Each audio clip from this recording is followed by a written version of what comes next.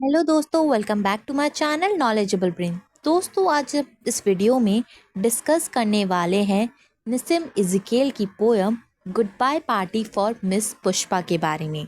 जैसा कि आप सब जानते ही हैं, निसिम इज़ेकियल एक इंडियन पोएट, प्ले राइट और क्रिटिक थे जो मोस्ट इम्पॉर्टेंट फिगर रहे हैं पोस्ट इंडियन इंग्लिश लिटरेचर के अंदर। वो उनके काम एक्सप्लोर करते थे थीम जैसे आइडेंटिटी, अर्बन लाइफ और मॉडर्न लाइफ के जो कॉम्प्लेक्सिटीज़ होती है उसके बारे में।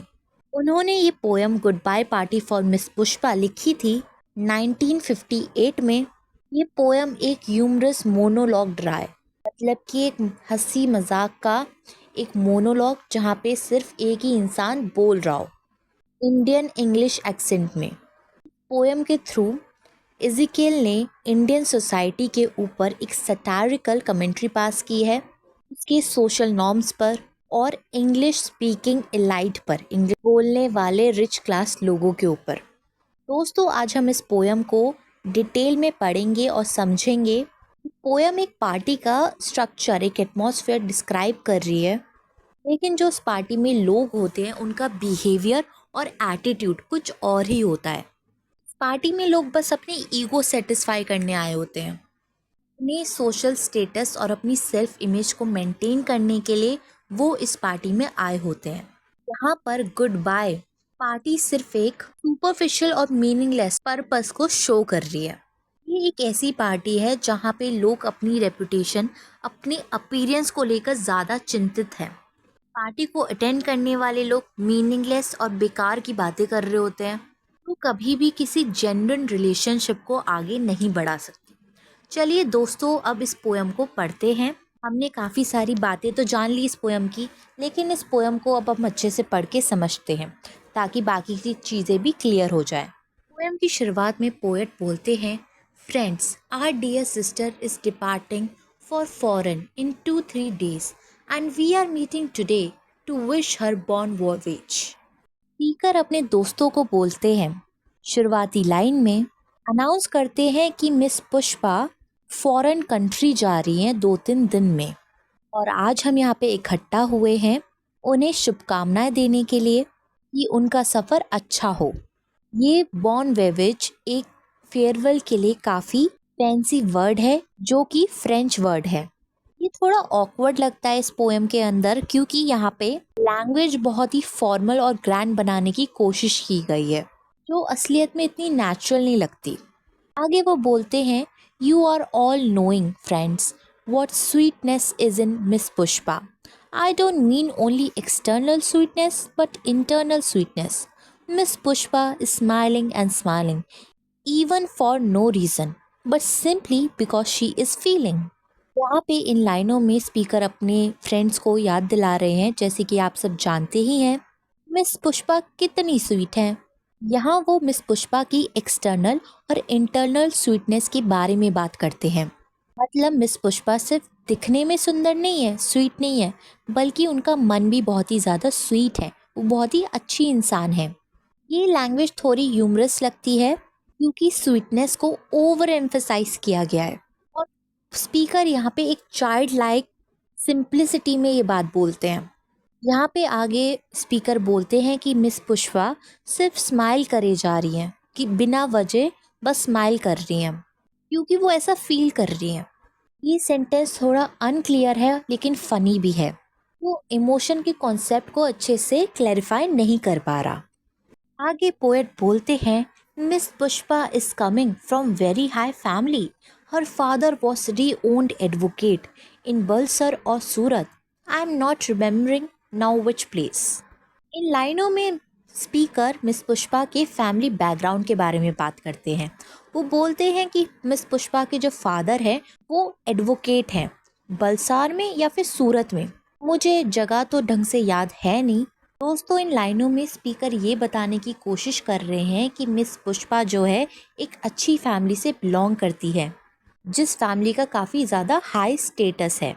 यहाँ पे जहाँ वो स्पीकर थोड़े कंफ्यूज हैं कि उनके फादर एक्चुअल में रहते कहाँ हैं, तो ये थोड़ा फ़नी मोमेंट क्रिएट करता है। ऐसा लगता है कि मानो ये कैजुअली एक कन्वर्सेशन चल रही है, पोयम नहीं है। आगे स्पीकर बोलते हैं, Surat, ah yes, once only I stayed in Surat with family members of my uncle's very old friend. His wife was cooking nicely. That was long time ago. अब यहाँ पे जो स्पीकर हैं वो बोलते हैं कि हाँ सूरत से थे, और उसके बाद वो बोलते हैं कि हाँ एक बार मैं भी सूरत गया था अपनी अंकल की फैमिली मेम्बर्स के साथ। वहाँ पे हम लोग मेरे अंकल के दोस्त के घर पे रुके थे। यहाँ पे जो स्पीकर है वो अपनी लाइफ डिटेल्स को, अपनी पर्सनल डिटेल्स को बताने लग जाते हैं। अंकल का जो फ्रेंड था उनकी वाइफ अच्छा खाना बनाती थी।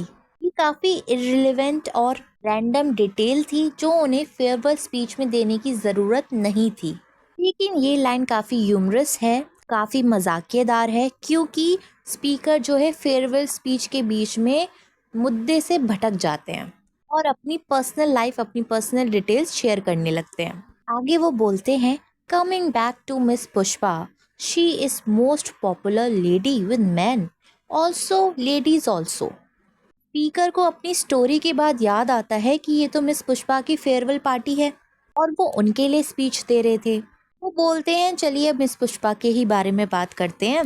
जैसे कि आप सब जानते हैं कि मिस पुष्पा काफ़ी ज़्यादा पॉपुलर है आदमियों के बीच में, और फिर वो बोलते हैं कि लेडीज़ के साथ भी, दोनों में पॉपुलर है।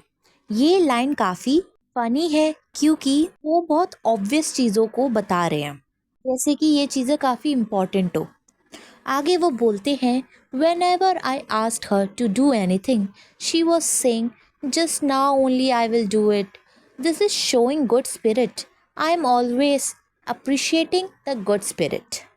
इन लाइनों में स्पीकर बोल रहे हैं कि जब भी वो मिस पुष्पा से कुछ काम करने के लिए बोलते थे वो हमेशा बोलती थी मैं ये काम तुरंत कर दूंगी। ये एटीट्यूड को वो गुड स्पिरिट का लेबल देते हैं, ये ऐड करते हुए कि वो ऐसी चीज़ों को अप्रिशिएट करते हैं। दोस्तों ये लाइनें सिंपल और चाइल्डिश बिहेवियर को दिखा रही हैं। यहाँ पे स्पीकर सिंपल बातें बोल रहे हैं, लेकिन वो थोड़ी मजाकिया भी हैं, चाइल्डिश है, इनोसेंट है।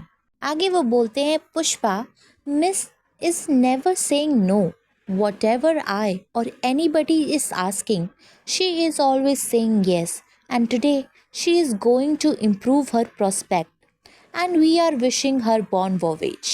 Now I ask other speakers to speak and afterwards Miss Pushpa will do summing up. लाइनों में स्पीकर बोलते हैं कि मिस पुष्पा कभी भी किसी चीज़ के लिए मना नहीं करती थी, वो सबके साथ हमेशा सपोर्टिव रहती थी। वो भी उससे कुछ भी मांगता था वो हमेशा यस बोलती थी, हमेशा हेल्प करने के लिए तैयार रहती थी। शायद इसी की वजह से वो अपने करियर में आगे बढ़ पाई हैं। उनकी लाइफ में नई अपॉर्चुनिटीज़ आई है, उनकी लाइफ डेवलप्ड हुई है। फिर से यहाँ पे स्पीकर बोलते हैं बॉन वॉवेज, करते हैं कि उनका सफ़र अच्छा हो। स्पीकर अनाउंस करते हैं कि बाकी अगर कोई बोलना चाहता है मिस पुष्पा के फेयरवेल के लिए तो वो आगे आके बोल सकता है, और उसके बाद मिस पुष्पा खुद अपने थॉट्स को एक्सप्रेस करेंगी।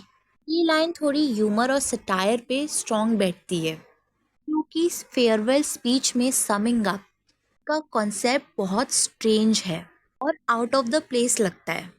ये फ्रेज ऐसा है जैसे फॉर्मल मीटिंग में सुनाया जाता है और ये फेयरवेल पार्टी में थोड़ा फनी और ऑकवर्ड लगता है।